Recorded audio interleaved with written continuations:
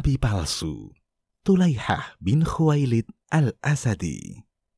Tulaihah bin Khuwailid al-Asadi adalah orang ketiga yang mengaku sebagai nabi. Awalnya, ia memeluk Islam pada tahun 9 Hijriah. Namun di akhir hayat Nabi, ia murtad dan mengaku sebagai seorang nabi. Akan tetapi, akhir hayatnya berbeda dengan Musailamah yang tidak sempat bertaubat. Ia bertaubat di masa Abu Bakar, dan di masa Umar, ia diperbolehkan untuk ikut berjihad. Siapa Tulaihah bin Khuwailid al-Asadi? Tulaihah adalah seorang dukun dari Bani Asad. Ia mengklaim sebagai seorang nabi di akhir masa kehidupan Nabi Muhammad SAW.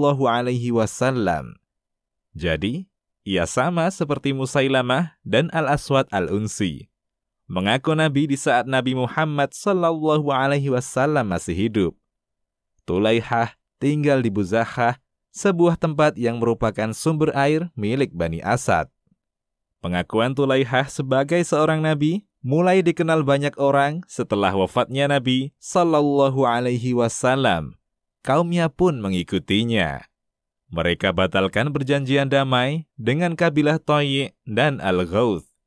Kemudian mereka bersekutu dengan Ghatafan, kabilah di ujung Arab yang memang berselisih dengan Madinah.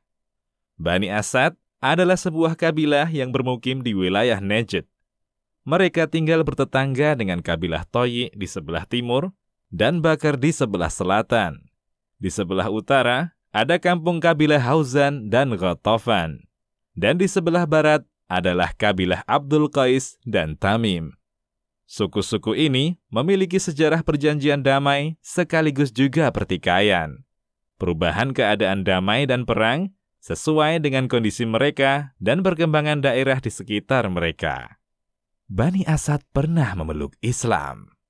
Pada tahun 9 Hijriah atau yang dikenal dengan Amul Wufud, yakni tahun datangnya utusan-utusan. Datang utusan Bani Asad menuju Madinah untuk berbaiat kepada Nabi SAW. Mereka berikrar untuk memeluk Islam. Jumlah mereka yang datang saat itu 10 orang. Di antara mereka adalah Dirar bin Al-Azur, Wabisah bin Ma'bad, Tulaihah bin Khuwailid, dan lain-lain. Mereka berkisah tentang sengketa mereka dengan kabilah tetangga, yakni Bani Toyi'. Nabi berusaha menengahi perselisihan ini. Nabi menulis surat kepada mereka, sebuah surat yang ditulis oleh Khalid bin Sa'id. Bani Toyi' menanggapinya. Syaratnya, mereka tak boleh mendekati sumber air dan tanah Toyi', karena air Toyi' tidak halal untuk mereka, dan jangan mengolah tanah mereka orang-orang dari mereka.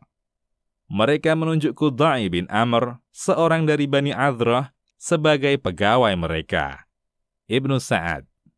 Kabilah Asad, Ghatafan, dan Toyi' sebenarnya sudah saling berdamai sejak zaman jahiliyah sebelum masa nubuah. Kemudian terjadi perselisihan antara mereka. Toyi' keluar dari perjanjian. Asad dan Ghatafan pun menjauh dari mereka. Perselisihan inilah yang ingin diurai oleh Nabi SAW, agar orang-orang Bani Asad tak lagi dilarang mengambil air dan mengolah tanah yang ada di Toyi'. Saat Tulaihah mengumumkan diri sebagai nabi, dan semakin kuat gaung pengakuan tersebut setelah wafatnya Nabi Muhammad SAW, orang-orang Ghatafan menerima pengakuan itu, karena mereka bermusuhan dengan Quraisy. Uyainah bin Hisan al-Fazari mengatakan, "Aku tak mengetahui keadaan Ghatafan sejak terputusnya hubungan antara kami dengan Bani Asad. Sungguh, aku akan memperbaiki perjanjian damai antara kami di masa lampau dan mengikuti Tulaihah. Demi Allah, mengikuti seorang nabi dari dua kelompok yang menjadi sekutu lebih aku cintai daripada mengikuti Quraisy. Muhammad telah wafat, sedangkan Tulaihah masih hidup." Tabari. Kesimpulannya, kabilah-kabilah ini membenci kepemimpinan Quraisy. Pengakuan si nabi palsu. Tidak jelas apa yang memotivasi Tulaihah mengaku sebagai nabi. Bisa jadi hal itu ia lakukan semata-mata karena persaingan kabilah. Indikasinya adalah ucapan Uyainah bin Hisn di atas. Dalam dakwahnya, Tulaihah tidak mengajak masyarakat Arab untuk menyembah berhala. Hal ini juga tidak dilakukan oleh mereka yang mengaku-ngaku nabi selain dirinya. Mereka tak menyuruhkan agar masyarakat Arab kembali ke tradisi lama menyembah berhala. Karena dakwah tauhid sudah begitu menyebar, paganisme di Jazirah Arab sudah berhasil dibabat habis oleh Nabi Muhammad sallallahu alaihi wasallam. Hampir tidak ada pemikiran Tulaihah yang diabadikan dalam catatan sejarah. Yang sampai kepada kita hanyalah berita bahwa ia mengingkari ruku dan sujud dalam salat. Ia mengatakan, "Sesungguhnya Allah tidak memerintahkan untuk menggulung wajah kalian di tanah atau melengkungkan punggung kalian dalam salat." Ia mengatakan, "Sesungguhnya Allah tidak memerintahkan melumuri wajah kalian dan memburukkan bokong kalian. Ingatlah Allah dengan berdiri." Al-Biladri, taubatnya si nabi palsu.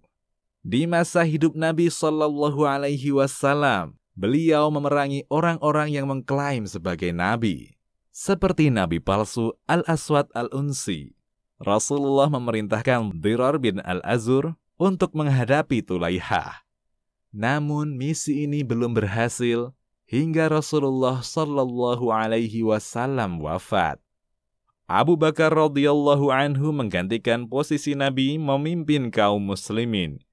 Ia menunjuk Khalid bin Walid radhiyallahu anhu memimpin pasukan untuk menumpas Tulaihah dan pengikutnya.